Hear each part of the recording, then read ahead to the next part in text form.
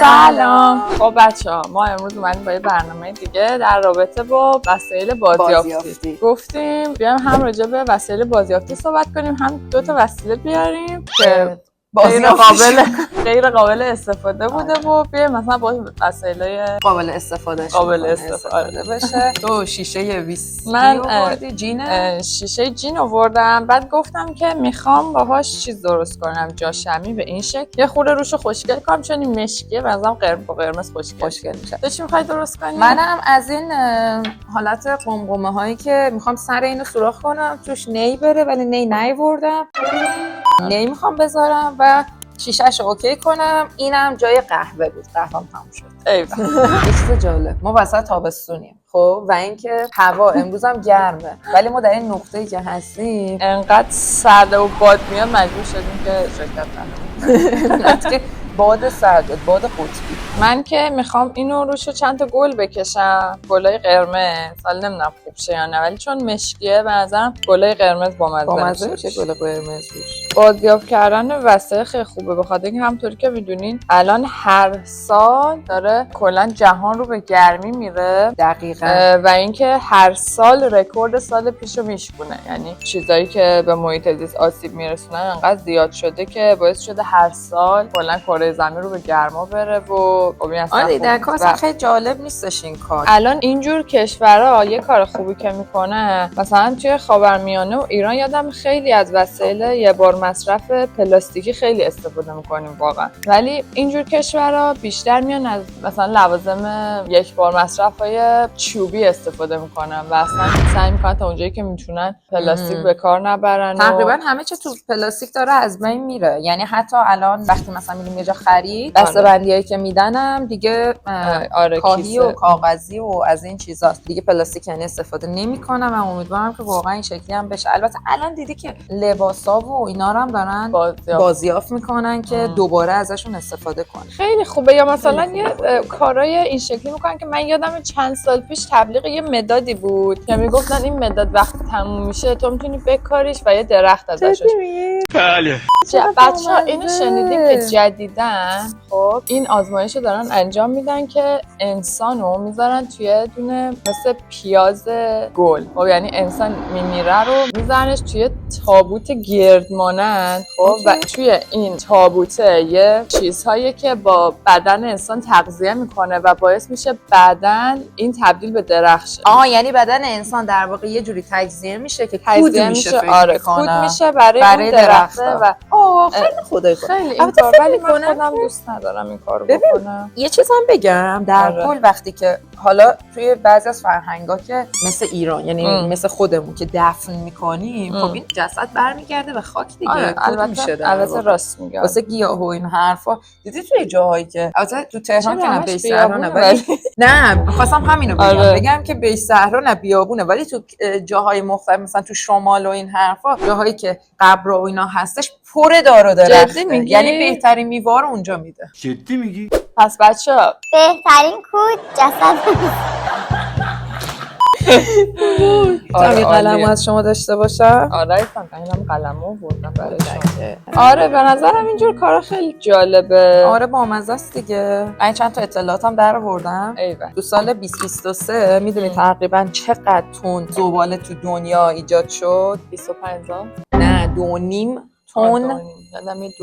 آره 2.5 میلیارد تن. وای تو کل دنیا. تو کل دنیا. و اینکه میگن تا سال 2050 یعنی 2050 قراره تقریبا 1.5 برابر شه، یعنی 3.5 میلیارد تن زباله. یا خدای جلوشو بگیریم. چقدر بعد الان جدیدن اینجا تو استرالیا کاری که کردن اینه که ما اینجا خب 3 تا سطل آشغال داریم. یکی اونایی که بازیافت میشن، یکی اونایی که مثلا چمنه و اینجور وقتی چمن هم میزنیم خب میریزیم اون تو. کلا بازیافتی‌ها به 2 تا باز دست هستن. اونایی که حالت مواد غذایی ان ترن که میره توی سیستم مثلا مواد غذایی که استفاده می‌کنیم و این حرفا ادامهشه. یه سیستم دیگه هستش که چیزای تجزیه شده مثلا دیدین باکسایی که استفاده میشن و این حرفا. یه دونه شیشه است، شیشه هم دارن جدا میکنن و یکی دیگه‌ش هم داره 4 تا میشه دیگه. یکی دیگه‌ش هم که چیزایی که اصلا کلا بازیافت نمیشه، یعنی زباله است. آره دقیقا همین. یکی این که زباله است، یکی این که الان ما در حال حاضر 3 تا سطل آشغال داریم، یکی همین چمن و ایناست، یکی بازیافته، یکی کلا زباله.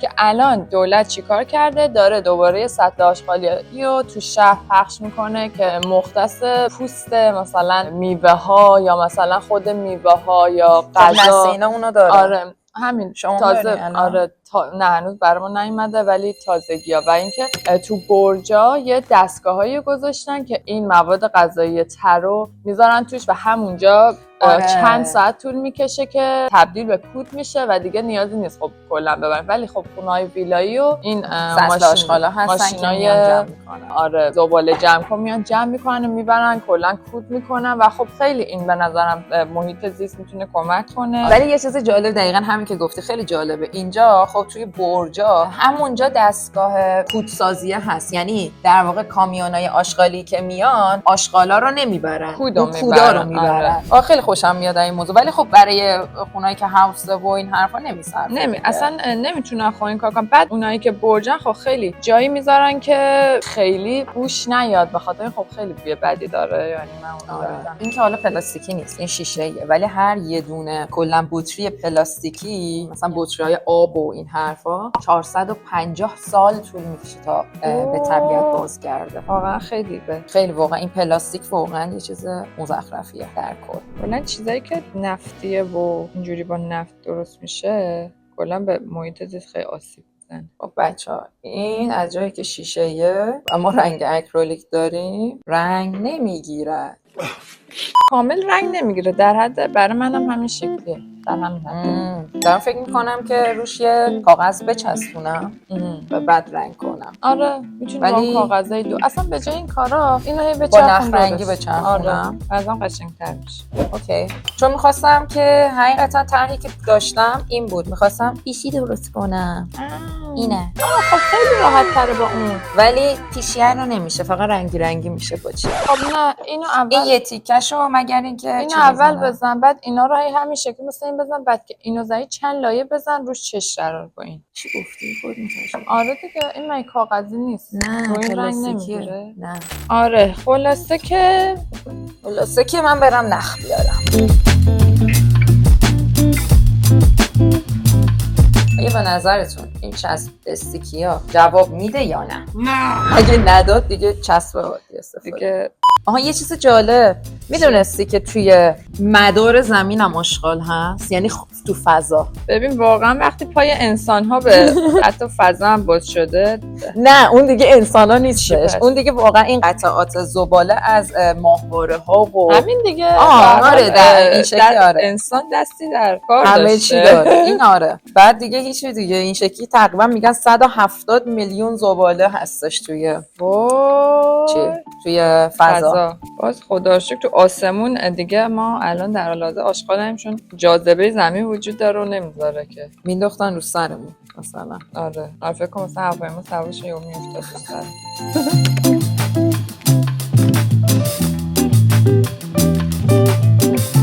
ته ویدیو بهمون نمره بده. چشم. آره نمره بگین که برای کدوممون بهتره. آقا توی وسط اقیانوس آرام یه جزیره هست به نام جزیره آشغالی. هر چی زباله بوده و فرستم اونجا. نمیدونم که زباله های جای مختلفه یا این که مثلا زباله های دریاییه که اونجا.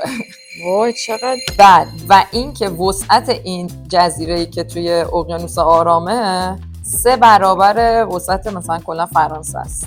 خب واقعا این همه زباله رو میخوان چیکار کنن؟ من واقعا نمیدونم. وقتی این همه زباله تولید بشه و این هم طول میکشه که نابود شه، مثلا تجدید پذیر بشه، خیلی طول میکشه. واقعا خب واقعا باید چیکار کنن؟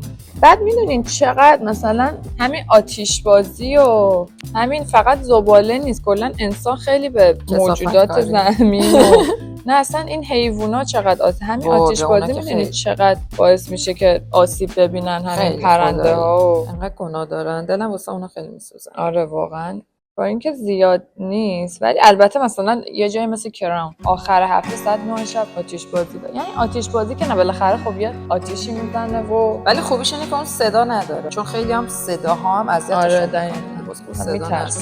خب بچه برای من شکلی شد. ببین به نظر من خودم دوستش دارم، با مزه شد. یه خوردم به نظرم رنگ سبز اگه داشته باشیم داریم. بهش بزنم با مزه میشه.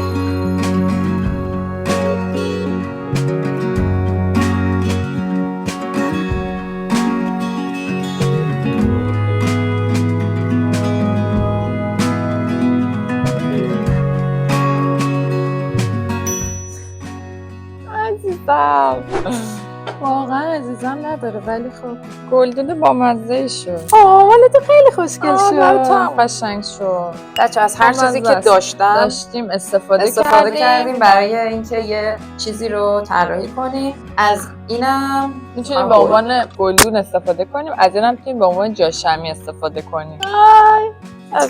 خب امتیاز به همون بدین، شما تو خونه درست کنید، خودتون درست کنیم، واقعا ریسایکل کنیم وسایلتون. بریم که تا هفته دیگه. خدافظ.